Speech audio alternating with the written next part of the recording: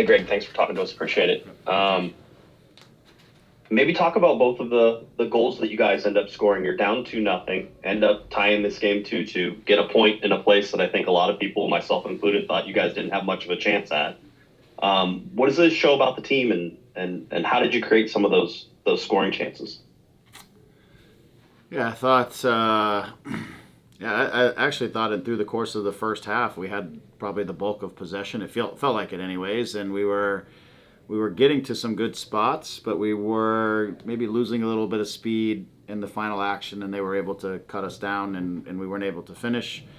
I thought it was important for us, switching the point of attack and getting from side to side. Where when we were doing that, we were getting good momentum on the weak side when we were able to switch.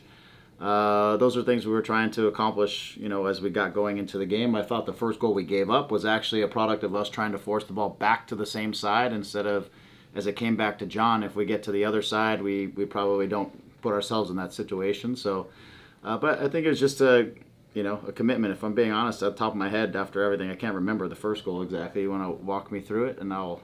I can't remember. That's it's the set piece goal that Oh yeah, Ansel and Diego had and Maya yeah, put in. yeah.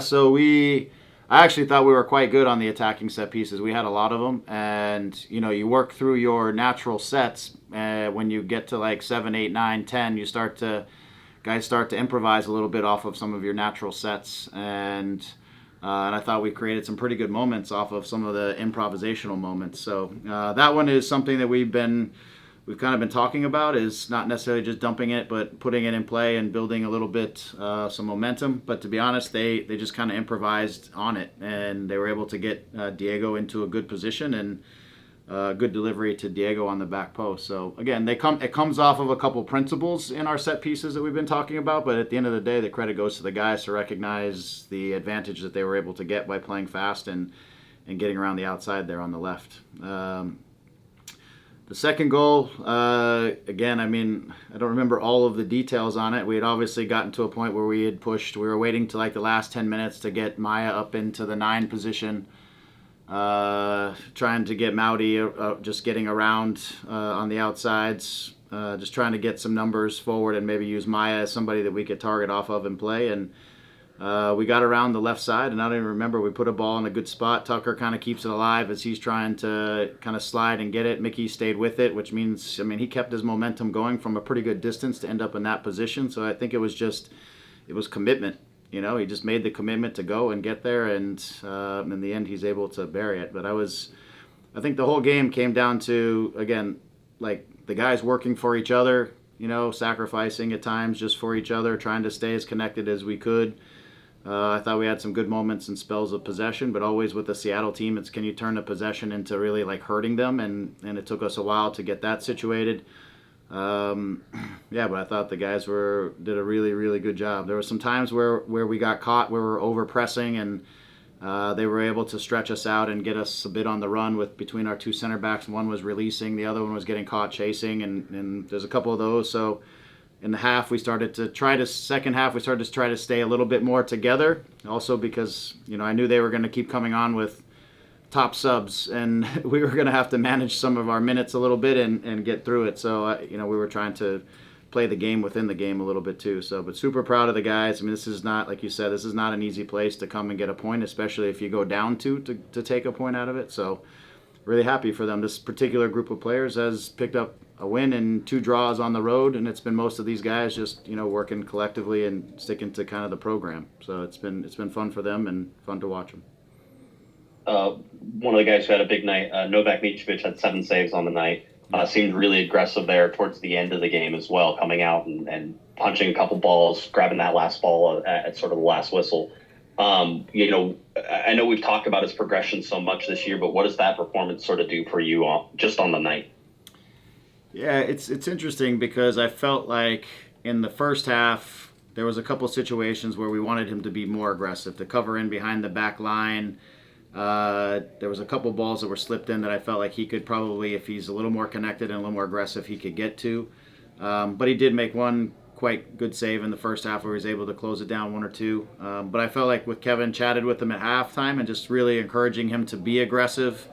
it was going to be important for him to be that way for us to be able to get a result, and I felt like he took it on. And when he's like that, he's a very good goalkeeper, and he really helps our group, especially when he's taking those balls out of the air. It just it helps us out so much. That's one of the reasons why he's been pushed in there with the opportunity, is to show us that range and that cover and taking and controlling more of his box. So it was a great night and a great sort of even adjustment for him and through the night, because I felt like he got more aggressive as the game progressed.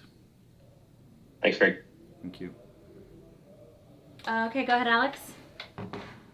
Hey, Greg. Thank you for your time. Mickey Mane scoring that goal. I believe it's his first goal for the club. Yeah. He's always involved down that right flank. He's, very much a good player in your system. I guess, can you just talk to me about kind of your reaction to that, him scoring his first MLS goal? He definitely seemed very energetic afterwards in the celebration. Yeah, I thought he had a great night. I thought he was wise about his movements and where he was putting himself around the field. I thought his decision making was solid. I thought his in possession stuff was quite good. I thought he just was having a really good night. That's part of the reason why we didn't put Mowdy over there, is because I thought Mickey was having a good match, and so we put Mowdy on the left and let him try to get after it on the left a little bit more. So I just thought he was really solid, and he's been working the last few weeks a lot on just his final actions, the crosses, some finishing stuff, things like that. So getting yourself into those positions is part of it, and I thought he did a nice job of doing that throughout the course of the game. There's times when I think, we talked to Joe at half where Mickey was making great runs and we needed to reward him for those runs. He started to get the ball a little bit more in the second half. But on that last play, it really, for me, it's just the commitment that he made to go from the defensive position to get all the way into the box on the weak side, to then pick up sort of a second ball, deflected ball. That's just commitment to getting there in a game, and at the end of the game when you need somebody to get there, he got there. So, but I thought he was excellent. There's no doubt he was happy. Again, he's been putting in a lot of work lately just to try to improve on a few things that maybe he felt like he wasn't doing as well as he wanted to. Is that all, Alex? Great. We'll move on to Anthony Batista. Hey, Greg. Thanks for your time. So speaking of first, Nicholas Sullivan came on in the second half. It was his debut with the first team. He's been up with the first team about a week now. What have you seen from him, and what are some of maybe your expectations for him down the stretch? Thank you. Yeah, Nick he's a dynamic player. He's quick, he's fast. In a game where at the end we were trying to get out of our half, if we could get a ball behind him, using his speed to track it down or to step out and press something that maybe we couldn't get to, but just to use his athleticism and speed. When we had, Tucker on one side who isn't going to run away from anybody, and we just felt like we just needed some more juice. And Nick has that. He can play a couple different roles. He can play in the 9, even though he isn't a 9, but he can kind of play in there. He has done with the second team. He can play on either side. But mostly we just needed him to get out there and really compete, try to dig some things out, try to chase some balls down, and see if we couldn't break in a counter or a transition or something to create a moment. So for Nick, that's it. He just needs to keep learning as we go through this process and utilizing his qualities, which again, a lot of them are his athleticism and stuff like that. He had a chance down the end. He's got to release it just a little bit quicker, but he was just kind of the piece we needed. We felt like we needed at the end of this game that could give us a little bit of something off the bench that we didn't necessarily really have out on the field at the time. Great. Okay, that's all. Thank you, Greg. We appreciate